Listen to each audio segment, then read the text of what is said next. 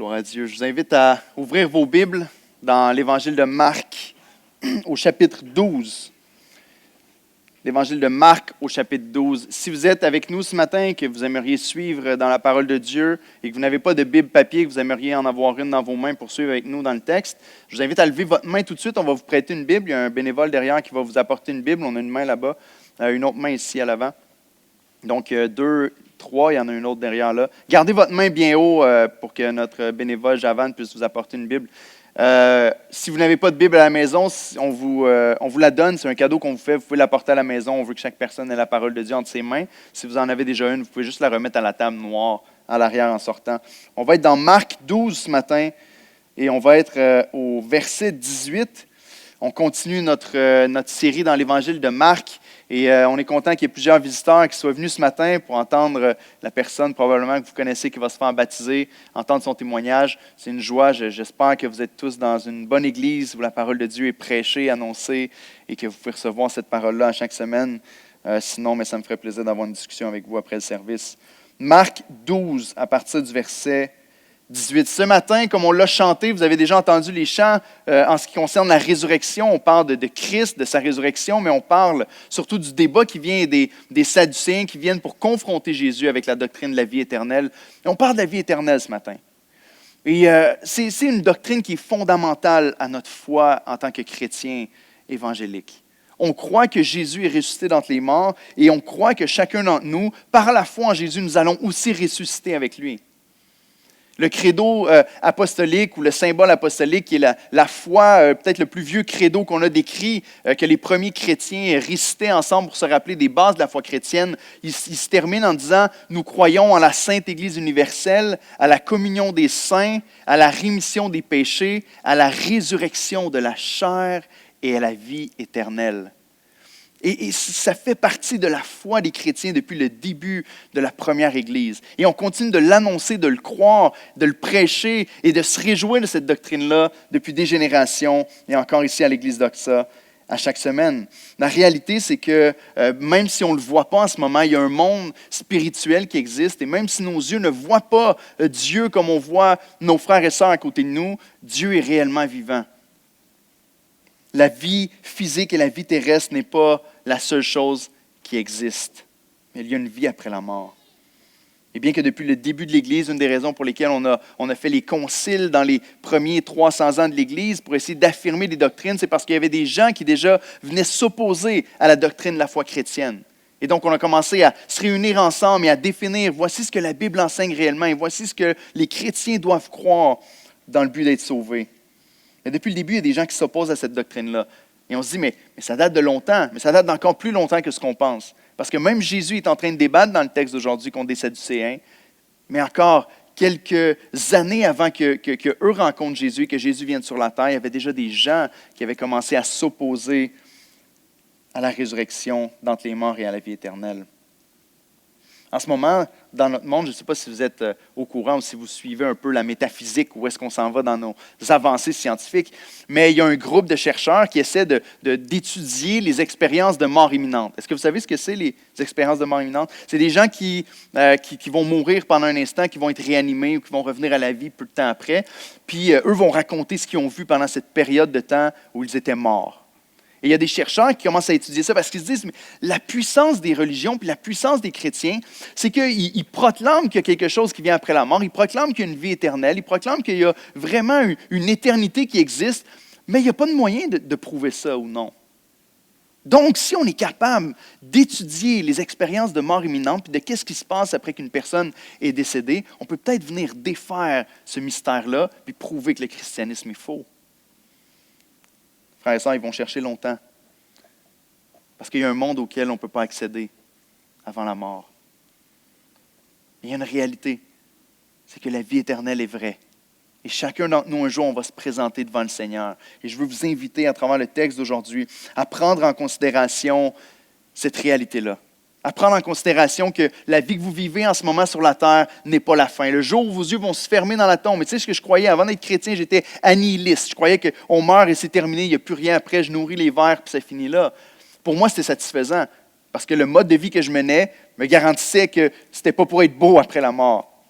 Mais la réalité de ce que Jésus enseigne et ce que la Bible nous enseigne depuis le début, et c'est qu'il y a vraiment une vie après la mort. Jésus-Christ, qu'on a chanté, qu'on proclame, qui est au centre de chacun de nos services, et celui qui est le Dieu qui s'est incarné, qui est venu dans la chair, qui est mort sur une croix pour payer la punition de nos péchés.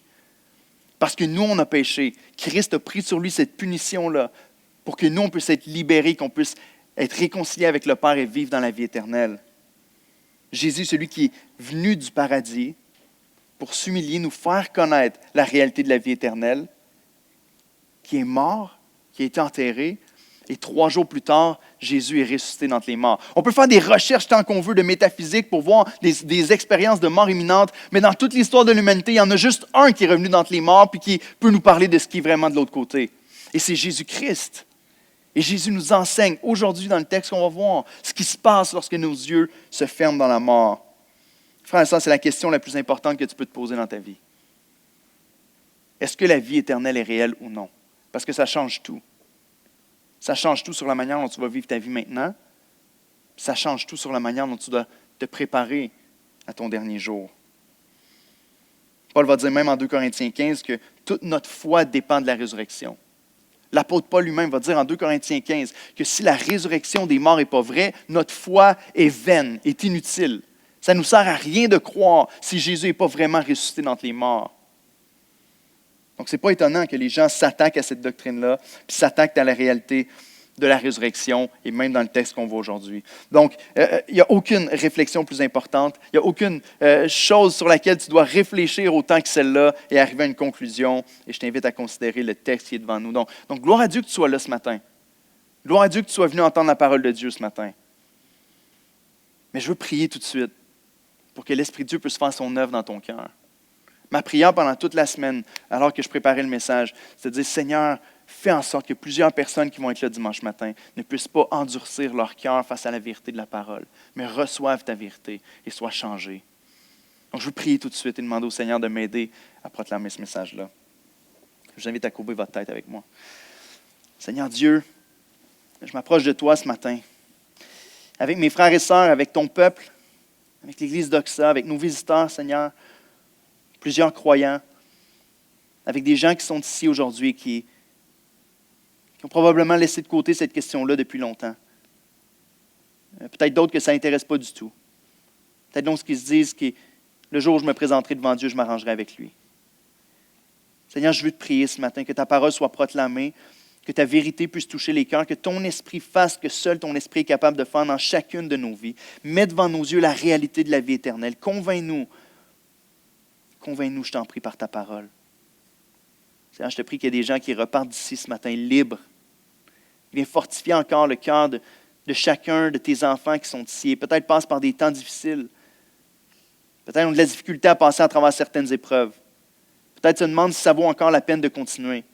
Je te prie, mon Dieu, qu'à la pensée de la vie éternelle, tu puisses venir encourager chacun des cœurs à croire qu'un jour, lorsque nos yeux vont s'ouvrir dans l'éternité, on va tous dire « ça en valait tellement la peine ». Sois honoré ce matin, on te prie dans le nom de Jésus. Amen. Je vais vous faire la lecture du texte du verset 18 à 27, puis ensuite on va s'arrêter avant d'aller dans l'autre portion. Et ensuite, je vais vous donner l'idée principale de notre texte de ce matin. Donc, Marc 12 à partir du verset 18. Les Sadducéens, qui disent qu'il n'y a pas de résurrection, vinrent auprès de Jésus lui firent cette question. « Maître, voici que Moïse nous a prescrit si le frère de quelqu'un meurt et laisse une femme sans avoir d'enfant, son frère épousera sa veuve et suscitera une postérité à son frère. Or, il y avait 7 frères. Le premier se maria et mourut sans laisser de postérité. Le second prit la veuve pour femme et mourut sans laisser de postérité. Il en fut de même du troisième, et aucun des 7 ne laissa de postérité. Après eux tous, la femme mourut aussi. À la résurrection, duquel d'entre eux sera-t-elle la femme? Car les 7 l'ont eue pour femme. Jésus leur répondit, « N'êtes-vous pas dans l'erreur, parce que vous ne comprenez ni les Écritures, ni la puissance de Dieu? Car à la résurrection des morts, les hommes ne prendront pas de femmes, ni les femmes de Marie, mais ils seront comme les anges dans les cieux. Pour ce qui est de la résurrection des morts, n'avez-vous pas lu dans le livre de Moïse ce que Dieu lui dit à propos du buisson? Je suis le Dieu d'Abraham, le Dieu d'Isaac et le Dieu de Jacob. Dieu n'est pas Dieu des morts, mais Dieu des vivants. Vous êtes grandement dans l'erreur. Voici l'idée principale aujourd'hui. Le royaume de Dieu est réel. Il y a un seul moyen d'y accéder. Le royaume de Dieu est réel. Il y a un seul moyen d'y arriver. Et le premier point avec les versets 18 à 27, c'est la réalité que tu vas ressusciter un jour. Chacun d'entre nous dans cette pièce, un jour, va ressusciter. La question est, es-tu prêt? Chacun d'entre nous allons ressusciter. Est-ce que tu es prêt à ce jour-là? Ici, comme on a dit, l'opposition à la résurrection, ce n'est pas nouveau. Avant même la venue de Jésus, il y a un groupe qui s'est formé. C'était surtout des familles aristocrates, des familles très riches, très, très nantis, qui sont formées ensemble, qui étaient juives et qui avaient une grande autorité dans le temple à Jérusalem à l'époque. Et on les appelle les Sadducéens. Et c'est un groupe qui avait commencé à s'opposer à la résurrection. Et ce groupe-là, c'était des théologiens. Et ce qu'ils croyaient, c'est qu'ils croyaient que juste les 5 premiers livres de l'Ancien Testament étaient vraiment la parole de Dieu. Donc, seulement les écrits de Moïse étaient la parole de Dieu. Ils ne croyaient pas dans les livres d'Ésaïe ou les livres historiques de Néhémie, tout ça. Ils croyaient seulement dans les 5 premiers livres, Genèse, Exode, Lévitique, Nombre et Deutéronome. Ça, c'était la loi de l'Éternel et rien d'autre était vrai. Donc, Moïse était leur plus grand prophète, était l'homme par qui ils défendaient tous leurs points de doctrine. Et c'est ce qu'ils font ici. Ils s'approchent de Jésus. Et malgré leur grande influence, on a vu la semaine passée que les pharisiens ne sont pas arrivés à déstabiliser Jésus. Et Jésus leur a rendu la monnaie de leur pièce. Wink, wink, ceux qui étaient là la semaine passée, on a parlé de la pièce de César. Mais ici, c'est les Sadducéens maintenant qui prennent la relève et qui posent une question qui probablement est utilisée pour débattre avec les pharisiens, pour essayer de les boucher dans leur conversation avec eux, qui les faisait gagner parce qu'ils étaient opposés dans leur théologie. Et ici, ils approchent Jésus et ils veulent essayer de mettre en opposition Moïse, qui est leur grand prophète, avec Jésus qui est devant eux et qui proclame la parole de Dieu depuis un bon moment et qui a une influence de plus en plus grande. Donc ici, ils les approchent avec une histoire honnêtement qui ne fait aucun sens. Vous savez, il y a plusieurs personnes qui essaient d'argumenter de cette manière-là dans la vie, essaient d'apporter des arguments pour défendre la foi chrétienne, mais c'est basé sur des présupposés que les chrétiens ne croient même pas et qui sont absolument infondés. Ici, il l'approche avec une loi. Il commence avec une loi qui est réelle, qui est dans Deutéronome 25, dans Genèse 38. Et ceux qui étaient là quand on a fait la série dans Ruth, on a vu que c'était la loi de base qui nous expliquait le livre de Ruth, mais on appelle ça la loi du Lévirat. Ça, c'était que lorsqu'un homme, comme ils disent dans le texte, lorsqu'un homme décède et qu'il n'a pas laissé d'enfant à la femme avec laquelle il était marié, s'il y a un frère dans sa famille, bien, son frère doit l'épouser pour pouvoir lui donner une progéniture qui va porter le nom de son frère. Le but était de garder les noms de chaque membre de la famille vivant et qu'ils puissent continuer à avoir un souvenir de lui sur la terre. Puis là, ici, ils prennent cette loi-là, qui était basée sur la loi de Moïse pour pouvoir donner une progéniture à celui qui est décédé. Et il invente une histoire qui est complètement loufoque. Premièrement, les risques qu'une chose comme celle-là arrive sont tellement minces, mais en plus de ça, c'est comme un argument un peu bidon pour venir ébranler Jésus. Donc, il arrive avec leur histoire des 7 frères. Le premier mort, il n'a pas laissé d'enfant. Le deuxième prend pour femme, il n'a pas laissé d'enfant. Le troisième, le quatrième, le cinquième, le sixième, le septième. Premièrement, pour qu'il y ait 7 frères qui soient assez fidèles à Dieu pour respecter cette loi-là puis prendre pour femme, les risques sont assez minces. Mais déjà que les 7 soient infertiles sur le lot, encore une fois, c'est presque miraculeux. Puis encore une fois, à la fin, la femme meurt. Puis eux, ils arrivent avec ça parce qu'ils se disent, dans la vie éternelle, quand ils vont ressusciter, si elle a eu 7 maris, Jésus, la résurrection ne marche pas. Tu vois bien que ça ne fait aucun sens, parce qu'elle va être la femme de qui après, en ressuscitant? Il y a plusieurs choses qui sont un peu infondées ici. Premièrement, c'est qu'ils basent leur argument sur un présupposé de la croyance de la vie éternelle. Donc, dans leur tête, les Sadducéens se disaient, ceux qui croient en la résurrection croient que dans la vie éternelle, les choses vont être pareilles comme sur la terre. Donc, le mariage va être pareil comme sur la terre. Et donc, si le mariage est pareil comme sur la terre, mais quand eux, ils vont ressusciter, ça ne fera pas de sens parce que là, il va être marié avec cet homme ou lequel va choisir sa femme. Donc, ils arrivent devant Jésus et Jésus leur dit, vous ne connaissez pas, les gars, vous arrivez avec des arguments, vous ne connaissez ni l'Écriture, ni la puissance de Dieu. Et Jésus va leur expliquer à travers l'Évangile, à travers la parole de Dieu même, combien leur exemple ne fait pas de sens. On a des arguments comme ça. Des fois, on parle de Dieu avec des amis, avec des proches, puis ils vont nous sortir un argument du genre. Ah, mais tu crois vraiment? Non, moi, je ne peux pas croire en Dieu parce que si Dieu existe, il n'y aurait pas de souffrance dans le monde. Bon, OK, sur quoi c'est basé exactement? Puis il faut que tu essaies d'expliquer, il faut que la personne comprenne que ce n'est pas exactement comme ça que ça fonctionne. On appelle ça ici un épouvantail. Avez-vous déjà entendu cette expression-là? Ou peut-être vous avez entendu l'expression « bâtir un homme de paille ». Avez-vous déjà entendu ça?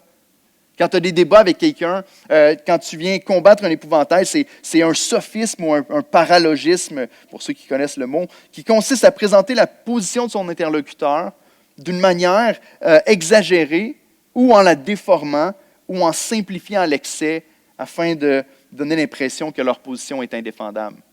C'est exactement ce qu'ils font. Ils viennent vers Jésus, puis ils apportent une argumentation. Ils font comme s'ils croyaient quelque chose de tellement ridicule que ça ne peut pas être défendu. Et donc, on pose la question. Jésus essaie de répondre à ça pour voir. La réalité, c'est que c'est tout simplement malhonnête. Si tu débats avec une personne, essaie au moins de comprendre réellement la position de l'autre personne. Et ce matin, si tu es ici et que tu veux débattre contre le christianisme, peut-être tu es ici et tu dis, je vais juste soutenir la personne de ma famille qui se fait baptiser aujourd'hui parce que c'est important pour elle, mais je suis opposé à tout ce qui est christianisme et à tout ce qui est Bible. Je veux t'inviter à au moins rejeter le christianisme en étant vraiment conscient de ce que tu rejettes. En étant vraiment conscient de ce que la Bible enseigne. Peut-être que c'est ton cas, peut-être que tu bases ton rejet de Jésus sur une conception. Peut-être que tu bases ton rejet de la Bible sur un faux présupposé, sur un éventail, un homme de paille que tu t'es bâti. Puis à cause de ce faux point de départ-là, tu es privé de connaître la liberté et la satisfaction qui se trouve en lui, que nos petites sœurs vont nous partager tantôt pendant leur baptême. Encore une fois, je prie, si tu entends sa voix, endurcis pas ton cœur aujourd'hui. Assure-toi que tu comprends que tu rejettes quelque chose qui est clair dans ta tête. Ici, Jésus les reprend tout de suite sur leur mauvaise approche et leur faux fondement. Au verset 24, il dit, « Vous ne comprenez pas l'Écriture ni la puissance de Dieu. » Deux choses. Pourquoi? Vous venez me tester et essayer de me coincer, mais vous ne comprenez même pas vous-même la croyance que vous attaquez, ni votre propre Bible. Parce que ce qui est intéressant de voir ici, c'est que Jésus va aller sur leur propre terrain. Eux qui croient seulement aux 5 premiers livres de l'Ancien Testament et qui se disent, « Nulle part dans les écrits de Moïse, on voit la résurrection. » Donc, on ne croit pas à la résurrection. C'était leur approche aux Sadducéens à l'époque. Et Jésus va aller sur leur terrain et leur dire, voici dans vos Écritures, dans ceux que vous considérez comme étant les seules vraies paroles de Dieu, où la résurrection se trouve. Et il va le faire d'une manière remarquable. Mais avant, il va parler du mariage. Il leur dit, vous avez bâti votre raisonnement sur un faux présupposé. Il leur explique que le mariage, tel qu'on le connaît, n'existera plus dans les cieux. L'homme ne prendra plus de femme, la femme ne prendra plus de mari, mais nous serons comme les anges au ciel. Donc là, nos pensées partent dans tous les sens. On dit, on va avoir des ailes, on va être grand, on va faire des choses extraordinaires. Pas nécessairement. De quoi Jésus est en train de parler ici? Il est en train de dire, et je ne veux pas passer trop de temps sur le mariage dans la vie éternelle, mais il est en train de nous dire clairement qu'il y a deux choses qui vont être différentes avec le mariage sur la terre. Premièrement, le mariage, Jésus est en train de nous dire, c'est un bonheur qui est temporaire. Et là, j'entends plusieurs dans leur cœur qui disent, mais c'est tellement la plus belle chose que je peux connaître sur la terre. Le mariage est tellement quelque chose d'extraordinaire. J'espère que dans la résurrection, je vais encore avoir cet amour-là, puis cette relation avec mon épouse. Et honnêtement, je lis un texte comme celui-là, puis je suis ébranlé moi aussi parce que j'aime ma femme. Et j'espère avoir un amour qui est tellement grand avec mon épouse. Mais le fait que le mariage n'existe plus comme on le connaît sur terre ne veut pas dire que l'amour va être moins fort lorsqu'on va être dans la vie éternelle. Pensez-y pendant une seconde. Peut-être que notre réflexion, c'est de penser que mais est-ce qu'il va y avoir encore la sexualité au ciel? Parce que c'est comme la chose que j'aime le plus faire sur la terre. C'est la raison pourquoi je suis marié. J'espère que ce n'est pas la seule raison pourquoi vous êtes marié. Et j'espère qu'au ciel, on va vivre une expérience aussi intense et aussi forte que ça. La réalité, c'est que lorsque tu connais Dieu, et lorsque tu connais le Dieu qui a créé le mariage et qui a créé la sexualité, tu peux t'attendre à ce que ton Dieu ait créé quelque chose qui surpasse en tout point ce que tu peux expérimenter à travers le mariage et à travers la sexualité. Ici, il semble que le mariage ne sera pas la même chose, du moins pas ce qu'on connaît ici sur la terre. Mais ce n'est pas une réduction de l'intensité de l'amour. On va être au ciel avec des corps complètement glorifiés comme le Christ. On va être au ciel avec une vie qui va être complètement nouvelle. On va avoir des émotions et une capacité de s'émerveiller qui va être extrêmement plus grande que ce qu'on connaît en ce moment. Le péché est venu entacher l'être humain dans toute notre être, nos émotions, notre pensée, notre intellect. Lorsqu'on va être transformé à la gloire de Dieu, tout ça va être développé à son maximum et on va avoir une capacité émotionnelle et de s'émerveiller encore plus grande. Donc, je crois que Dieu a préparé quelque chose d'encore plus grand. Et je crois que personne ne va arriver au ciel en se disant « Ouais, c'est décevant finalement. Hein? » Non, ça n'arrivera pas. Dieu est extraordinaire, puis Dieu va te donner une satisfaction qui va faire en sorte que dans ta tête, tu vas considérer comme le mariage terrestre comme étant infiniment petit en comparaison avec la gloire qui t'attend dans les lieux célestes. Et je le crois de tout mon cœur. Deuxièmement, il dit on va être comme les anges dans les cieux. Probablement dans le fait que les anges, premièrement, ne se reproduisent pas. Les gens qui sont sauvés, ça va être le nombre qui va être sauvé pour l'éternité. Les gens qui sont sauvés, on va être ensemble dans la vie éternelle et on ne mourra plus jamais. Il n'y aura plus jamais de reproduction dans les lieux célestes. Ça va être extraordinaire. Le ciel et le nombre de sauvés ne changera pas. Mais le véritable débat ici dans la conversation avec les Sadducéens, c'est sur la vie éternelle. Le véritable débat n'est pas est-ce qu'il va y avoir du sexe dans la vie éternelle, mais est-ce que tu seras dans la vie éternelle? Est-ce que tu seras là? Jésus les reprend avec leur propre héros, Moïse, en leur disant, vous ne comprenez même pas vos écrits. Vous pensez que Moïse est contre la résurrection parce que vous ne voyez pas la résurrection dans votre Bible. Mais la réalité, c'est que Jésus est en train de dire, la réalité, c'est que Moïse est de mon bord. Moïse a proclamé la résurrection. Et eux, ils basent toute leur croyance et leur rejet de la résurrection sur une fausse interprétation de la Bible. Alors Jésus leur cite un passage de la Torah.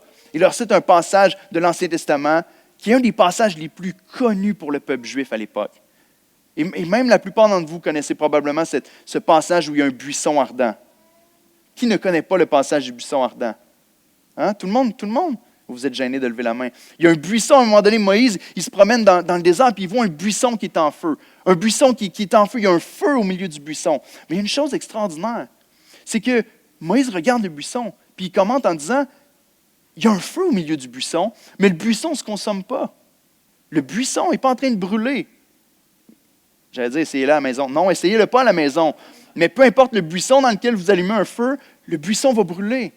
Mais il y a une révélation extraordinaire de la personne de Dieu dans cet événement-là. Dieu est en train de montrer à Moïse qu'il n'a pas besoin du buisson pour brûler. Dieu est sa propre source d'énergie en lui-même. Dieu n'a pas besoin de consommer le buisson pour exister. Dieu est en train de se révéler à Moïse en disant « Je suis celui qui suis ». Autrement dit, j'existe de moi-même. J'ai toujours été, je vais toujours être. Et il n'y aura pas de changement à ça. Dieu n'a pas besoin du matériel pour exister. C'est ce qu'il est en train de révéler à Moïse à ce moment-là. Jésus leur dit, vous ne connaissez pas l'Écriture et vous ne connaissez pas la puissance de Dieu. Vous limitez votre compréhension de la vie éternelle sur un concept qui est tellement humain alors que Dieu est tellement plus grand. Vous pouvez trouver ce passage-là dans Exode 3. Ici, Dieu est en train de se révéler comme étant autosuffisant. Il révèle à Moïse qu'il est le « je suis ». Mais il ne s'arrête pas là. Dieu révèle à Moïse, lorsque tu vas aller vers mon peuple, tu vas leur dire « je suis et celui qui t'envoie ». Et il va rajouter « je suis le Dieu d'Abraham, d'Isaac et de Jacob ». Et Jésus reprend ce passage-là qui est tellement connu, tellement clair pour tous les Juifs de l'époque. Et il leur dit, rappelez-vous le buisson ardent. Rappelez-vous cet événement où le nom de Dieu a été révélé. C'est à partir de Exode 3, à partir de cette révélation-là, que les Juifs ont pris le nom YHWH pour dire, voici le nom de l'Éternel. Voici le nom de notre Dieu. Et ce moment clé de l'histoire d'Israël, Jésus dit, Dieu a révélé que la résurrection était vraie. Parce qu'il a dit, je suis en ce moment le Dieu d'Abraham, d'Isaac et de Jacob. Et Jésus dit, Dieu n'est pas le Dieu des morts, mais le Dieu des vivants. Autrement dit, Abraham, Isaac et Jacob sont encore vivants au moment où Dieu se révèle à Moïse dans le buisson ardent. Ils sont ressuscités, ils sont avec le Seigneur et ils ne sont pas morts. Il y avait la foi en Dieu et Dieu les a apportés avec lui. Il est le Dieu des vivants et pas le Dieu des morts. Les patriarches sont vivants parce que Dieu les a ressuscités. Et il rajoute Jésus à la fin, vous êtes grandement dans l'erreur. Votre propre prophète que vous élevez autant le dit clairement. Et là, ici, on voit dans le texte que les Sadducéens reçoivent cette réponse-là de la part de Jésus. Puis qu'est-ce qu'ils répondent? Rien. Ils répondent rien. Premièrement, ils sont bouchés, ils n'ont rien à dire. Et Jésus les a rapporté la parole et ils n'ont rien à dire. Il les a confrontés à la réalité. Mais deuxièmement, ça nous prouve que leur approche de Jésus était pas sincère. Ils ne venaient pas vers Jésus pour avoir vraiment des réponses. Ils venaient vers lui pour essayer de le coincer. Et je ne sais pas si c'est ton cœur ce matin de se dire, chaque fois que je veux discuter avec des chrétiens à propos de la foi, je veux essayer pendant la semaine de chercher des arguments ou d'arriver à les coincer avec une parole. Ou si tu t'approches de Dieu pour dire, écoute, OK, je ne crois pas encore. Pour moi, c'est flou, ça ne fait pas de sens. Mais est-ce que tu peux t'approcher de la parole ou de Christ en cherchant avec un cœur sincère? Puis en disant, je ne comprends pas tout, mais j'aimerais ça comprendre. On va voir un scribe qui le fait juste après. Les Sadducéens ne disent rien. Puis ça nous montre la dureté de leur cœur. Ici, la bonne question, ce n'est pas est-ce qu'il y aura un mariage au ciel, mais est-ce que tu seras au ciel? Vas-tu recevoir la réponse de Jésus ici qui nous montre que la résurrection est réelle et biblique? Ou est-ce que tu vas simplement la rejeter? S'il te plaît encore ce matin, si tu entends la voix de l'Esprit, écoute et viens à Christ. La croyance en la vie éternelle était bien fondée dans l'Ancien Testament. Et je vais vous montrer quelques passages. Avant d'aller dans les passages, regardez la citation de Kent Hughes sur l'écran. C'est un commentateur biblique, un pasteur qui dit ceci. L'auteur de la lettre aux Hébreux nous dit que les patriarches savaient que la promesse de l'Alliance transcendait, allait au-delà de la vie terrestre et était éternelle. Hébreux 11.10 nous dit qu'Abraham attendait la cité qui a de solides fondements, celle dont Dieu est l'architecte et le constructeur. Ensuite, c'est dans la foi qu'ils sont tous morts, sans avoir obtenu les choses promises. Autrement dit, ceux qui avaient la foi dans l'Ancien Testament savaient que ça ne s'arrêtait pas avec leur vie terrestre, mais qu'il y avait quelque chose dans la vie éternelle qui allait venir. Regardez, dans l'Ancien Testament, on a des exemples. On a plusieurs hommes qui sont carrément pas morts dans l'Ancien Testament. Vous connaissez ces histoires-là? Tu peux les afficher, les trois, si tu veux, Serge. Enoch en Genèse 5, 24. On nous dit que Enoch marchait avec Dieu pendant 300 ans et il ne fut plus parce que Dieu le prit. Enoch est un des rares personnages dans l'Ancien Testament qui n'est juste pas mort. Il était fidèle au Seigneur, puis le Seigneur est venu l'enlever avant ce qui est arrivé avec l'arche de Noé. Isaac, en Genèse 22, 5, est une préfiguration de la résurrection. Abraham s'en va et Dieu lui demande de sacrifier son fils. OK, partez pas dans une bulle, là, ici, on a beaucoup à expliquer là-dessus. Mais ce qu'il fait, c'est qu'il part avec son fils et finalement, son fils ne mourra pas. Mais Abraham dit à ses serviteurs, il leur dit, restez ici avec l'âne, moi et le jeune homme, nous irons jusque-là pour adorer et nous reviendrons après auprès de vous. Abraham savait que Dieu est puissant pour relever son fils d'entre les morts. Et dans le Nouveau Testament, on va nous dire qu'Abraham croyait que Dieu pouvait ressusciter Isaac d'entre les morts. Dernièrement, Élie, en 2 Rois 2.11, un char de feu et des chevaux de feu séparent Élie et Élisée l'un de l'autre, et Élie monte au ciel dans un tourbillon, et un autre qui n'est pas mort et qui a juste été apporté au ciel avec le Seigneur. Dans l'Ancien Testament, c'est rempli, mais ici, vous voyez bien qu'il y a 2 passages en Genèse. OK, les Sadducéens auraient pu le croire parce que c'est dans leurs 5 livres, mais 2 Rois n'était pas un des livres qu'ils croyaient. La réalité, c'est que l'Ancien Testament en parle. Regardez ensuite. Frères et sœurs, je veux faire monter l'excitation dans votre cœur. Si vous êtes en Jésus-Christ ce matin, je veux faire monter cette hâte-là d'être dans la vie éternelle avec Dieu pour l'éternité. Et si vous n'êtes pas croyant en Jésus-Christ, je vous prie de regarder aux tableaux qui vont s'afficher à l'écran. Je veux ça, moi aussi. Je ne veux pas passer à côté de ça. Tu peux les afficher. Le premier, ce que nous devons savoir sur le paradis, 17 choses. Puis ensuite, je vous donne 9 vérités dans la Bible à propos de quoi on va avoir là dans la vie éternelle. Rapidement, ce qu'on sait sur le paradis est préparé par Christ lui-même. Il est seulement pour ceux qui sont nés de nouveau. Il est décrit comme une ville glorieuse. Il sera brillant, il sera éclairé par la gloire de Dieu. Les portes du paradis ne seront jamais fermées. Là, on dit pourquoi? C'est bizarre. Parce que c'est un symbole. Dans une ville qui était fortifiée, les portes étaient fermées pour ne pas laisser l'entrée l'ennemi. Mais ici, les portes ne seront jamais fermées parce que l'ennemi, il n'y en a plus. Il n'y a aucune menace pour ceux qui sont dans la vie éternelle. Il se trouve de l'eau de la vie pour la vie éternelle. Il se trouve l'arbre de vie pour la vie abondante. Le trône de Dieu est son centre. Le paradis est un endroit de sainteté. On continue. La Bible nous dit que le paradis est magnifique, que l'unité y règne. Je ne sais pas pour vous, moi ça me fait aspirer à la vie éternelle parce que l'unité est quelque chose qui est parfois difficile à trouver sur la terre, non? Dans les familles, peut-être Noël approche. En tout cas, il est un endroit de perfection. Le paradis est un endroit de joie. Le paradis dure pour toute l'éternité. Le paradis n'a pas de nuit. Le paradis est rempli de louanges. C'est un endroit de merveilleux service, ce qui veut dire qu'on va encore faire quelque chose. On ne sera pas juste assis sur un nuage à manger du fromage Philadelphia. C'est peut-être une image trop vieille, celle-là. Hein? Les plus jeunes ne la comprennent pas, mais on peut passer à la prochaine. Comment sera notre corps au ciel? 9 vérités. Notre corps va être reconnaissable. La Bible dit que quand Jésus est ressuscité, ils l'ont reconnu, ils l'ont vu. Tu ne seras pas complètement différent, on va te reconnaître. Il sera comme celui de Christ. Il ne sera pas limité par l'espace. il va être éternel, glorieux, il ne souffrira pas, il ne mourra pas, il n'aura ni soif ni faim, il ne pêchera pas. Ce qui veut dire qu'on ne pourra jamais retourner sous la condamnation et qu'on va être dans la joie céleste pour l'éternité. Est-ce que tu veux ça ce matin? Est-ce que tu aspires à cette vie-là dans ta vie? Si tu es en Christ, cette vie-là, Jésus te l'a préparée, te l'a assurée. Donc voici ce matin ce que tu choisis de recevoir ou ce que tu choisis de refuser et de rejeter. Un jour, chacun d'entre nous va se présenter devant Dieu. Voici ce qui t'attend à la fin des temps. Frères et sœurs, la force de passer à travers les épreuves les plus difficiles dans ta vie en ce moment se trouve dans ta croyance de la vie éternelle. De savoir que les joies et les gloires de la vie céleste vont surpasser d'une manière incalculable les douleurs de la terre. Incalculable. Donc, est-ce que tu es prêt à rencontrer Dieu? Mais la question qu'on se pose, c'est comment je peux être prêt? Pasteur Éric, tu me dis toutes ces choses-là, mais je ne sais pas encore comment je fais pour pouvoir accéder à cette vie éternelle. Mais c'est ce que la question du scribe qui vient juste après va nous révéler. Donc, je vous invite à regarder avec moi à partir du verset 28.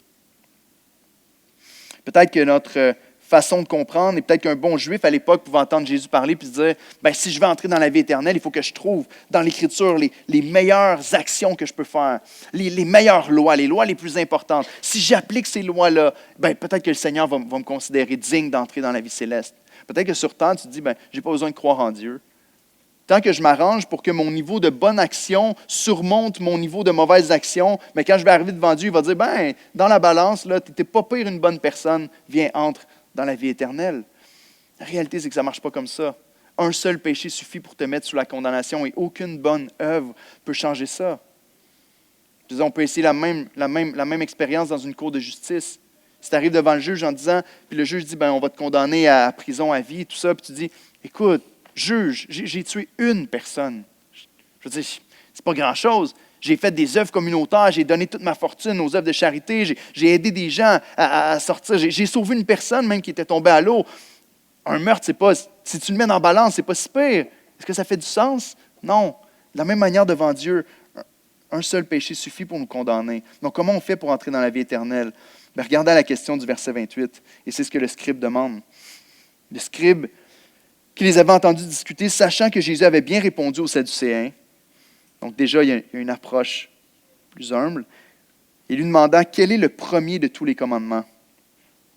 Jésus lui répondit, voici le premier. Écoute Israël, le Seigneur notre Dieu est l'unique Seigneur. Tu aimeras le Seigneur ton Dieu de tout ton cœur, de toute ton âme, de toute ta pensée, de toute ta force.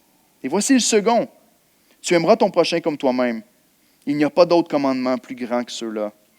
Le scribe lui dit, bien maître, tu as dit avec vérité que Dieu est unique, qu'il n'y en a pas d'autre que lui, que de l'aimer de tout son cœur, de toute sa pensée, de toute son âme et de toute sa force, et aimer son prochain comme soi-même, c'est plus que tous les holocaustes et tous les sacrifices. Jésus, voyant qu'il avait répondu avec intelligence, lui dit, tu n'es pas loin du royaume de Dieu. Et personne n'osa plus lui poser des questions. Donc, si le premier point est que tu ressusciteras, et la question est, es-tu prêt? Ici, le moyen d'entrer dans la vie éternelle, c'est tu aimeras le Seigneur ton Dieu. On peut trouver toutes sortes de manières de résumer la vie chrétienne le plus courtement possible. Plusieurs vont dire, c'est de faire des bonnes choses, c'est d'obéir à Dieu, c'est de faire ci et ça. Mais la manière la plus clairement résumée dans le Nouveau Testament, c'est lorsque Jésus est en train d'enseigner ici. Il leur dit, voici comment savoir si tu es vraiment un enfant de Dieu. Est-ce que tu aimes Dieu? Pas est-ce que tu fais des choses pour Dieu, mais est-ce que tu aimes Dieu réellement? Est-ce que dans ton cœur, il y a un réel amour pour le Seigneur? Est-ce que tu ne viens pas à l'église ou que tu ne fais pas toutes sortes de rituels juste parce que tu veux essayer de gagner des points avec le Seigneur, mais est-ce que ton cœur est rempli d'un amour sincère pour Dieu lui-même? Je veux dire, je peux faire un paquet de choses. Je peux faire plein de bonnes choses envers plein de bonnes personnes sans les aimer. Vous avez probablement déjà entendu cette image-là tellement souvent, mais on peut le prendre avec l'exemple du couple. Lorsqu'on pense à un couple, je peux dire, mais je sers ma femme à tous les jours, je fais les rénovations dans la maison, je fais la vaisselle, je fais la balayeuse, je m'occupe des enfants, je fais faire leurs devoirs, je fais un paquet de choses pour elle. Est-ce que ça veut dire que ma femme va se sentir aimée pour autant? Si je ne la prends jamais dans mes bras, si je lui dis jamais je t'aime, puis qu'elle vient me voir en me disant, j'ai pas l'impression que tu m'aimes. Je vais dire, qu'est-ce que tu dis là? Je mets du pain sur la table, puis je fais le ménage, puis je fais... Tu devrais te sentir aimé. Je te prouve que je t'aime en faisant ces choses-là. C'est vrai que l'amour se manifeste de plusieurs manières. Mais quand il y a un amour sincère pour la personne, ça se manifeste dans notre relation avec cette personne-là. Plusieurs ont essayé de résumer la vie chrétienne. Et ici, les Juifs, et comme ce scribe-là pouvait croire, dans l'Ancien Testament, il y avait au-dessus de 600 commandements, 600 lois à respecter. C'est énorme. C'est énorme. Et ici, cet homme-là qui se dit peut-être, j'entends parler de la vie éternelle, puis je veux bien me rendre dans cette vie éternelle, mais comment je vais faire?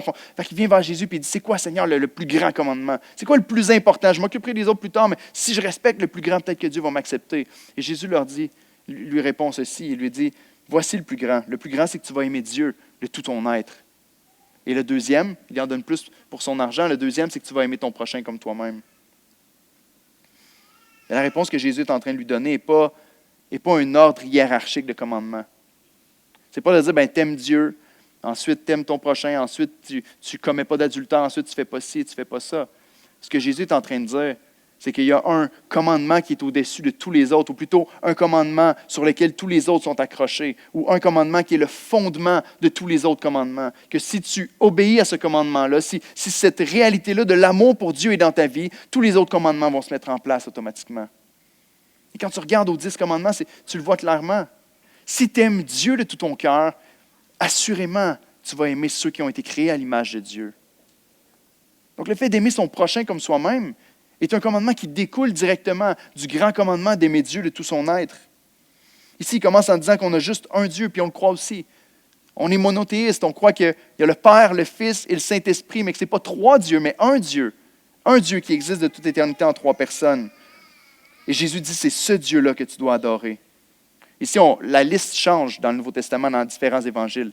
La liste change de tout ton cœur, il dit de toute ta force, de tout son cœur, de toute ta pensée. Dans d'autres, il va rajouter de toute ta force. Et la liste est un peu différente dans chaque, mais ce qu'il est en train de dire, c'est, autrement dit, tu dois l'aimer de tout ton être. L'amour pour Dieu doit remplir tes pensées, doit remplir ton cœur, doit remplir ton agissement. Autrement dit, c'est tout toi qui est tout à lui. Voici le résumé le plus simple de la vie chrétienne. John Piper, à un moment donné, disait « Comment tu fais pour savoir si un être humain est vivant? » Si je vous demandais la question ce matin, comment vous faites pour savoir que vous êtes vivant aujourd'hui? Et Piper, dans son éloquence habituelle, dit « Je respire, je suis vivant! » Et aujourd'hui, c'est la même chose au niveau spirituel. On va dire « Comment tu fais pour savoir que tu es spirituellement vivant, que tu appartiens à Christ? » Tu aimes Dieu. Et c'est l'amour pour Dieu qui prouve que tu es vraiment sauvé en Jésus-Christ et son esprit habite en toi. Tu peux faire beaucoup de choses, peut-être pour gagner la faveur. Tu peux faire beaucoup de choses qui sont bien pour les autres, peut-être pour manipuler, peut-être pour gagner la faveur de ceux qui te voient faire ces choses-là. En ce qui concerne Dieu, tu ne peux pas faire semblant. Dieu connaît ton cœur. Et Dieu a manifesté son amour de manière suprême en envoyant son Fils Jésus mourir sur la croix. Celui qui nous a maintenant remplis d'amour pour lui. Une des réalités pour les chrétiens, c'est qu'on ne peut pas aimer avant d'avoir reçu l'amour que Dieu a pour nous autres. Et cet amour, Jésus nous dit qu'il produit quelque chose dans notre vie. Cet amour-là qui nous remplit. La Bible va nous dire que Dieu nous a envoyé son Esprit Saint, qu'il a répandu son Esprit en nous. Puis il va utiliser la même expression pour parler qu'il a répandu son amour dans nos cœurs par son Esprit. Et lorsque l'Esprit de Dieu vient vivre en toi, il y a cet amour-là que tu as reçu du Seigneur. Lorsque tu comprends l'étendue, je ne parle même pas de l'Ancien Testament, mais juste si on focus sur ce que Christ a accompli pour nous. Lorsque tu réalises que tu es vraiment pécheur, que la seule chose que tu mérites vraiment dans la vie, ce n'est pas une augmentation au travail, ce n'est pas un plus gros salaire, ce n'est pas d'avoir telle et telle personne dans ta vie. Ce que tu mérites, selon ce que la parole enseigne, c'est la mort. Mais tu as reçu la vie en Christ. Quelqu'un a pris ta place. Et cet amour-là est manifesté pour toi ultimement en Jésus-Christ. Et ce que ça fait, c'est que cet amour-là te remplit. Cet amour-là ne peut pas être contenu. Il sort, il déborde. Lorsque, peu importe des gens, vous connaissez tous des gens dans votre vie qui sont un petit peu plus difficiles à aimer. Non, dites pas non, je sais qu'il y en a. Il y a des gens qui sont plus difficiles à aimer dans chacune de nos vies. Mais lorsque tu te positionnes devant la croix et que tu dis, Seigneur, moi je méritais la condamnation devant toi, c'est toi que j'ai offensé. C'est toi que j'ai rejeté. J'ai dit, je ne veux rien savoir de toi, je veux vivre ma vie selon mes propres principes. Et pourtant, tu m'as aimé au point de donner ta vie à ma place. Comment est-ce que je peux retenir l'amour pour une personne qui m'a offensé tellement moins que ce que j'ai pu faire envers toi? L'amour qui nous remplit se répand par la suite. Peut-être que vous aimez la parole de Dieu, peut-être que vous avez plus de misère, que vous dites, non, moi j'aime mieux mettre en pratique. Un homme qui s'appelle Augustin, qui est un théologien du 3e siècle, disait que lorsqu'on lit un passage de l'Écriture et qu'on ne le comprend pas, mais qu'on sort et qu'on va aimer notre prochain comme nous-mêmes, on a compris ce qu'on vient de lire et qu'on ne comprenait pas. Il dit à l'inverse, si on lit un passage de l'Écriture et qu'on l'a compris théologiquement, puis qu'on sort et qu'on ne donne pas cet amour-là à notre prochain, on n'a pas vraiment compris ce qui est écrit dans le texte ici. Et je crois qu'il a raison. Je crois que le point suprême de l'Écriture, c'est l'amour pour Dieu et l'amour pour le prochain. La deuxième découle du premier. Parce qu'aimer son prochain, comme nous-mêmes, c'est d'honorer le Seigneur et d'aimer Dieu. Donc réfléchissez une seconde. Si on allait voir les personnes qui sont les plus près de vous dans votre vie, et qu'on allait leur demander c'est quoi la caractéristique qui définit le plus Grâce, ou Marie-Michel, ou chacun d'entre vous autres. Hein, Jacob fait un sourire, je vais te prendre comme exemple. Si quelqu'un, on va voir tes amis et qu'on dit qu'est-ce qui peut caractériser le plus Jacob? Est-ce que les gens vont dire, tiens, Russell, c'est ton ami en arrière? Est-ce que les gens vont dire, une des choses qui caractérise le plus Jacob, c'est qu'il y a tellement d'amour, ce gars-là, c'est incroyable. Tellement d'amour pour les autres. Je ne regarde pas Russell, je ne veux pas voir la réponse. Mais on doit se poser la question. Honnêtement, je ne crois pas que c'est ce que les gens vont dire de moi en premier. Éric, c'est l'amour qu'il... J'aimerais ça. J'aspire à ça. La réalité, c'est qu'on doit se le demander. Jésus a enseigné, à ceci, tous reconnaîtront que vous êtes mes disciples. Comment? À l'amour que vous avez les uns pour les autres. Et ma prière est de dire, ici je m'adresse à l'Église d'Oxa, ma prière, c'est que les gens qui viennent nous visiter pour la première fois, peu importe de où ils viennent, peu importe s'ils reviennent ou non, qu'ils puissent venir ici en disant, c'est pas l'Église que je vais choisir. Mais une chose est claire, ces gens-là s'aiment les uns les autres. Et j'ai ressenti l'amour de Dieu quand je les ai visités. Parce que c'est ce qui définit la vie chrétienne. Regardez la citation de Daniel Ekin. Je termine bientôt, frères et sœurs. Daniel Ekin nous dit, souviens-toi, les choses qu'on fait, ce ne sont pas les choses que je fais afin que Dieu m'aime, mais ces choses, je les fais parce que je suis aimé de lui et que je l'aime. Je l'aime car il m'a aimé le premier. Et ça vient directement de l'enseignement de la parole de Dieu. Lorsque Dieu t'a aimé en premier, tu es libéré pour être rendu capable d'aimer les autres. Regardez avec moi le texte de 1 Jean 4, versets 7 à 12. 1 Jean 4, 7 à 12 nous dit ceci. C'est un long texte, ok, mais prenez le temps de bien écouter. Bien-aimés, aimons-nous les uns les autres, car l'amour est de Dieu. Et quiconque aime est né de Dieu et connaît Dieu. Celui qui n'aime pas n'a pas connu Dieu, car Dieu est amour. L'amour de Dieu a été manifesté envers nous, en ce que Dieu a envoyé son Fils unique dans le monde, afin que nous vivions par lui. Et cet amour consiste non pas en ce que nous avons aimé Dieu, mais en ce qu'il nous a aimés et a envoyé son Fils comme victime expiatoire pour nos péchés. Bien-aimés, si Dieu nous a ainsi aimés, la conséquence directe de l'amour de Dieu pour nous, si Dieu nous a ainsi aimés, nous devons aussi nous aimer les uns les autres. Personne n'a jamais vu Dieu. Si nous nous aimons les uns les autres, Dieu demeure en nous et son amour est parfait en nous. Est-ce que vous comprenez ce qu'il est en train de dire ici? Personne n'a jamais vu Dieu. Mais à l'amour que vous avez les uns pour les autres, les gens vont être rendus capables de voir Dieu sur terre. C'est puissant. J'oserais même pas dire une chose comme ça si ce n'était pas écrit dans la parole de Dieu. Personne n'a jamais vu Dieu, mais si on s'aime comme Dieu nous a aimés, alors Dieu est manifesté à un monde perdu et l'Évangile est connu. Et je termine avec ceci, les musiciens peuvent s'approcher. Un livre que j'aime énormément, ou une série de livres plutôt, c'est des livres qui ont été écrits par un auteur qui s'appelle C.S. Lewis, qui s'appelle The Space Trilogy. Est-ce qu'il y en a qui ont déjà lu ça ici? Non, hein, c'est un peu mystérieux, mais c'est 3 volumes qui sont super intéressants. Et le dernier volume s'appelle That Hideous Strength. Et dans ce volume-là, une des choses que je trouve tout le temps remarquable, c'est un certain moment dans le livre où il y a un homme qui représente un peu Jésus dans le livre, et il y a une femme qui est mariée à son mari, et ça va mal dans leur couple depuis longtemps. C'est difficile, il ne s'occupe pas trop d'elle, il travaille beaucoup, puis il y a un schisme qui s'est fait, il y a une distance qui s'est faite entre les deux. Puis elle rencontre cet homme-là. Puis le moment où est-ce qu'elle rencontre cet homme-là, il y a quelque chose qui prend place dans son cœur puis dans sa vie. Puis à ce moment-là, elle commence à réaliser que lorsque sa pensée est remplie, lisons la citation, la première citation de C.S. Lewis. Elle dit, à ce moment précis, c'est la femme dans le livre qui dit ça, à ce moment précis, alors que sa pensée était complètement remplie par un autre homme, il s'élevait en elle, brouillé par une sorte d'émotion indéfinie, la résolution d'offrir à Marc et son mari beaucoup plus qu'elle ne lui avait jamais offert auparavant. Et elle avait le sentiment qu'en faisant cela, ce qu'elle offrait, elle l'offrait en réalité au directeur, qui est celui qui représente Christ dans les... Là, les hommes se disent « Hey, je ne veux pas que la tête à ma femme soit remplie avec les pensées d'un autre homme. » Ici, on doit comprendre que c'est une image de notre relation avec le Seigneur. Une des réalités, c'est que plus que ta pensée est remplie avec cet amour pour Dieu, plus que tu vas comprendre que d'aimer les autres est en fait un moyen d'aimer ton Dieu. Et c'est extraordinaire. Une autre citation du même livre nous dit ceci. Jésus est en train d'enseigner qu'on doit aimer, que c'est un commandement d'aimer. Puis des fois, on se demande, nos cœurs se refroidissent souvent, puis on se dit, j'aimerais ça obéir à la parole de Dieu, mais j'ai l'impression que je n'ai pas assez d'amour pour Dieu. Il y en a plein ici, on a déjà eu la conversation ensemble, qui ont cru ça ou qui croient ça. Ou est-ce que j'ai de la misère à mettre en pratique la parole, mais j'attends qu'il y ait un vrai amour pour Dieu qui monte dans mon cœur. Puis il va nous dire ici, puis encore une fois, le directeur va parler avec son serviteur, puis il va dire, vous n'échouez pas dans votre obéissance en raison d'un manque d'amour. Ce n'est pas parce que vous manquez d'amour que vous n'obéissez pas, mais vous avez perdu votre amour parce que vous n'avez jamais essayé l'obéissance. Moi, à ce moment-là, j'ai fermé le livre, j'ai dit, wow, attends une minute. Je ne pense pas que c'est la manière qu'on voit les choses très souvent. Est-ce que tu as commencé à dire, OK, je vais croire que ce que Dieu dit est vrai?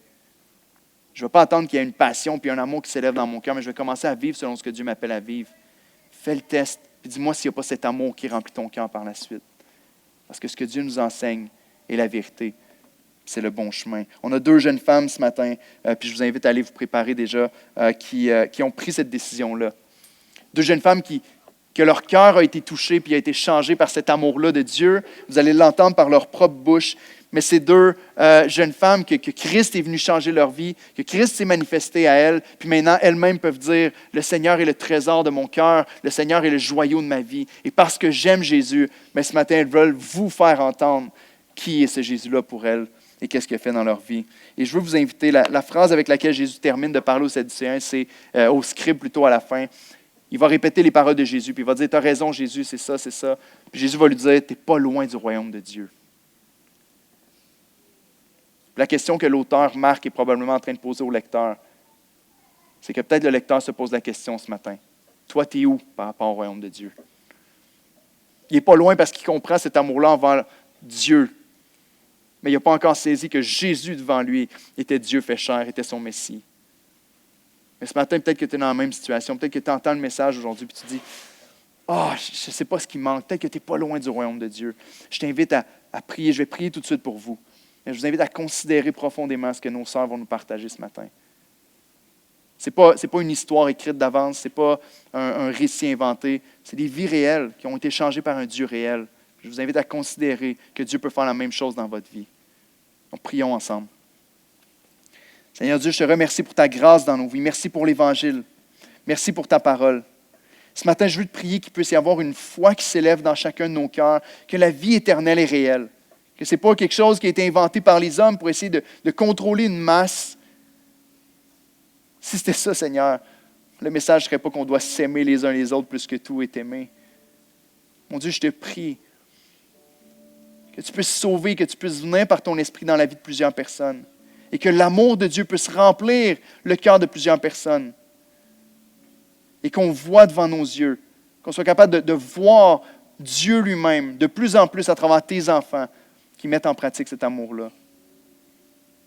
Seigneur, ouvre nos cœurs à recevoir ta parole et à recevoir ton action et ce que tu as fait dans la vie de nos sœurs ce matin et que tu reçoives toute la gloire parce que toi seul es digne de la recevoir. Et on prie ces choses en Jésus-Christ. Amen. Je vous invite à